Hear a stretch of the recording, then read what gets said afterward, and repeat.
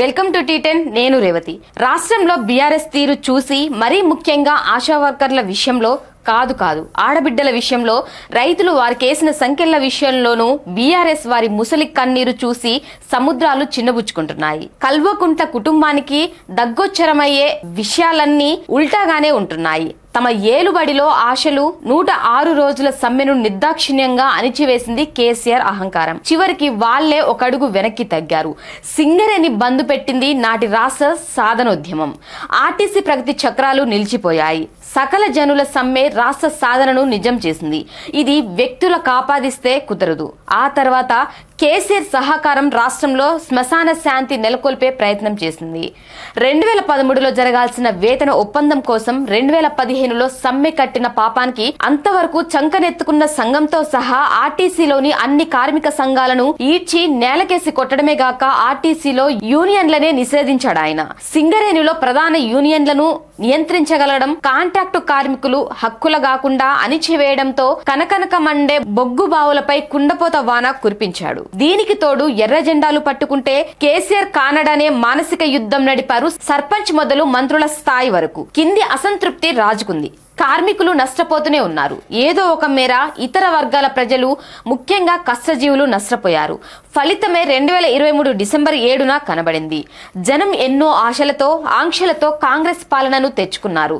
ప్రజల్ని ఏ మార్చడంలో డక్కా మక్కీలు తినున్న ఈ పాలకులు ప్రజలు అప్రమత్తంగా లేకుంటే మతోన్మద శక్తులు పెరగడానికి సాగు భూమిగా ఉన్న తెలంగాణలో పాగా వేసే ప్రమాదం లేకపోలేదు. యాసంగి దాటిపోతున్న రుణమాఫీ ఒక్క కొలిక్కి రాలేదు. పంచ పాండవులంటే నాకు తెలీదా అని 4 వేళ్లు చూపి చివరికి గుండుసున్న చుట్టాడట వెనకటికెవరు.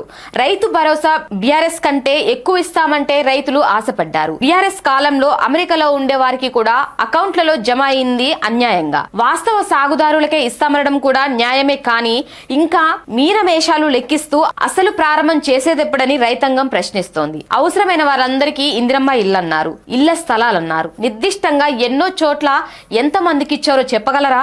కేసులన్నీ రద్దు చేస్తామన్నారు. ఇంకా 2.5 మందికి పైగా కేసులు అలాగే ఉన్నాయి. ఉపాధి హామీ పని దినాలు కేంద్ర ప్రభుత్వం తగ్గిస్తుందంటే దానిపై తలుపు చెక్కలెత్తాల్సింది పోయి తమలపాకులతో సరసపు మాటలతో కితకితలు పెడితే వసూలు కావని 2018 వరకు కేసీఆర్ సర్కారే ఉదాహరణనున్నా పట్టించుకోదలుచుకోలేదో ఏమో. 1 కోటి మంది కార్మికుల వేతనాల పునరుద్ధరణ 2012 నుండి జరగలేదు.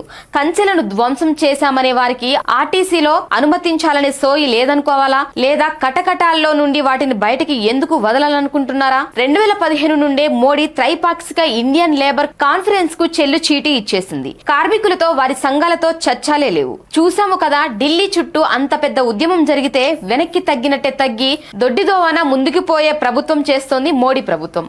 వీటన్నిటిని గమనించి పోరాటాలను చూసైనా ఏలిన వారు తీరు మార్చుకోవాలి.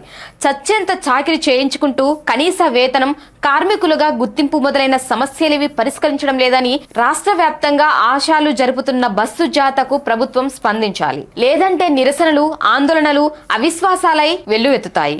డిసెంబర్ 15న ప్రారంభమైన ఈ బస్సు యాత్ర ఆశాలనే కాక నిరాశలో మగ్గుతున్న కూడులేని గూడులేని జనాన్ని ప్రోధి చేస్తుందని చేయాలని ఆశిద్దాం. ఇది వాళ్ళ న్యూస్. చూస్తూనే ఉండండి టీ10.